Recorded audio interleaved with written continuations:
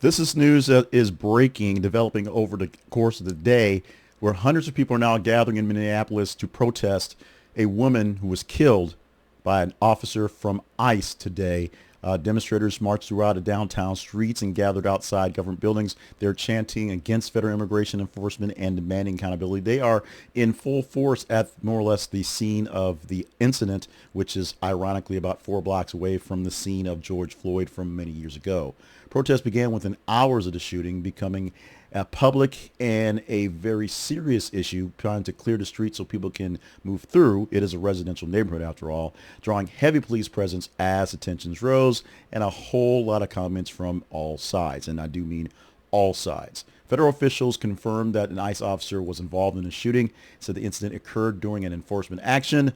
ICE stated that the circumstances are under investigation, that the officer has been placed on administrative leave, which is standard procedure when a fatal use of force has been used in any incident.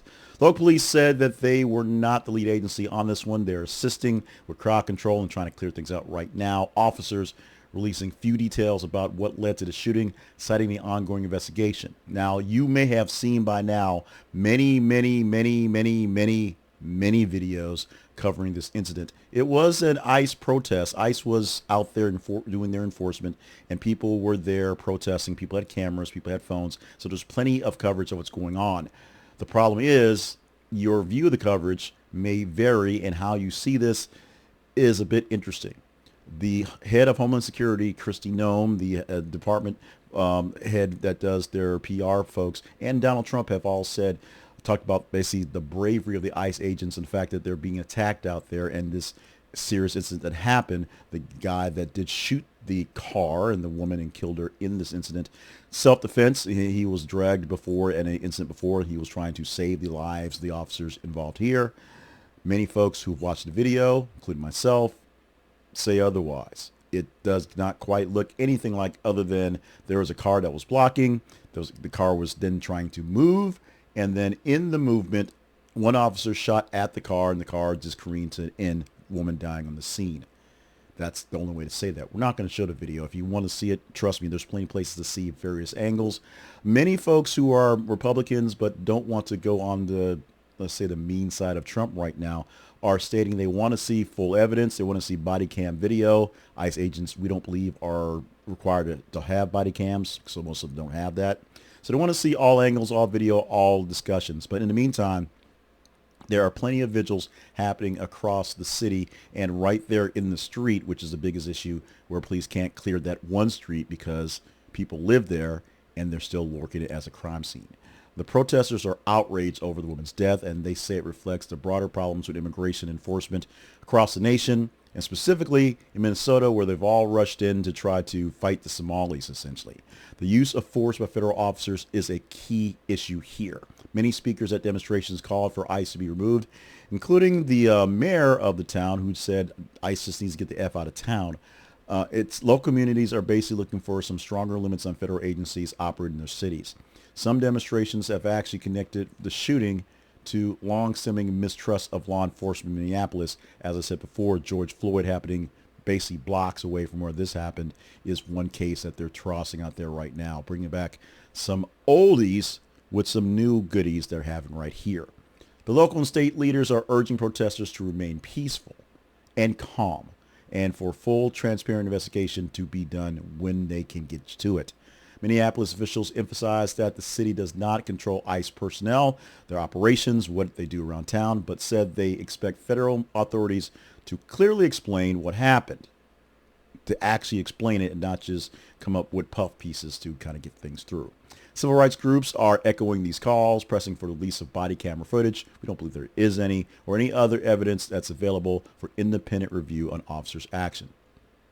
Now, the shooting and the protests that have sparked our renewal for national debate over the role of the customs enforcement, the immigration and customs enforcement, especially in the large cities that limit cooperation with federal authorities. It's the sanctuary cities that ICE will say is causing some of the issues. Meantime, it's the cities themselves saying that ICE is the issue. The supporters of ICE argue that the dangerous situations that they're facing, they must be able to protect themselves when these things happen.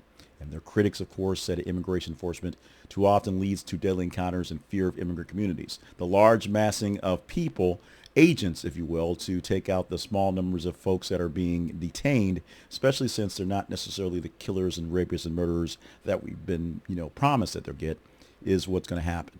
Many commentators said this is essentially sending all these ICE agents into the field to do this big mass operation. Something was bound to happen on this level sooner or later, and this is the unfortunately sooner of the case, or maybe the later. We talk about all the ICE activity we've had for the past year or so. Investigations are continuing.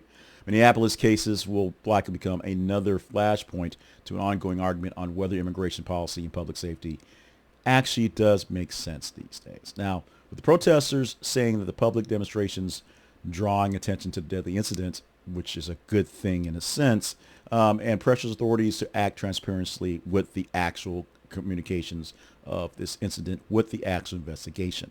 Calls for independent investigators are being put out there. See what happens there. With clear information being built around accountability and public trust to be handled properly what's going on here.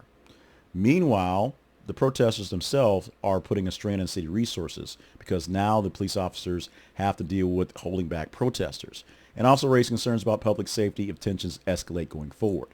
We saw what happened in the wake of George Floyd, and we don't want that to happen again.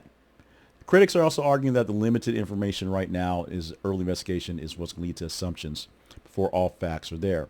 Like I said, most people, maybe not most people, but the majority of people who have seen the video have given their opinions. The videos don't quite give the same story that the administration, that ICE, that Homeland Security is actually given for what's happening, which is where the problem lies and where the protests have begun and will continue going forward.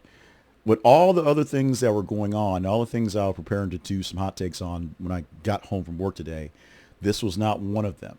The story came out a few hours before, and I heard bits and pieces of it and had some time to digest and to basically let that turn into what it's going to be. Then I got home and watched the video and prepared to actually do the video, and it was a whole nother thing. I'm backing away from a lot of other commentators and just going on and going straight with the facts that are being reported from various different sources. I have listened to a handful of different folks on the levels, mostly Democrats, to be honest, because those are the ones that are easy to book, talking about how the incident is playing out there. Some Republicans who were brought in to talk about other issues, but since they were there, they asked them about this today. And this is one that's going to be interesting to go to. A woman has lost her life. A woman who apparently her husband passed a few years ago. She has a new partner that they live with now. Apparently, with her husband, 2 children. So those 2 children now are motherless, essentially orphans for all practical purposes, unless her partner has custody of the children.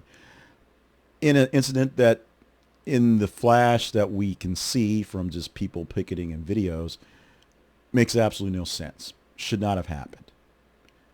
Give me your comments on this one and let me know what you think about this one. This is a larger scope of a story, larger scope of an issue. So we're going to just open the floodgates and see what happens. This is a story about ICE.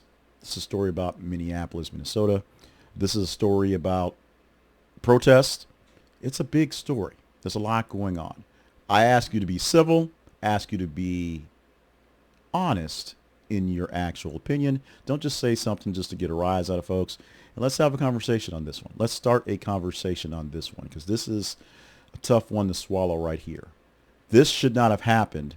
We should be talking about Venezuela or Greenland or oil prices or tariffs or anything else other than this thing right here. But this is the story that's going to lead for a while, because I assume all the networks will start setting their anchors to here for tomorrow morning to cover this really big story. Or am I just taking out of proportion? It's not a big story. Let me know in the comments. Let's have a conversation.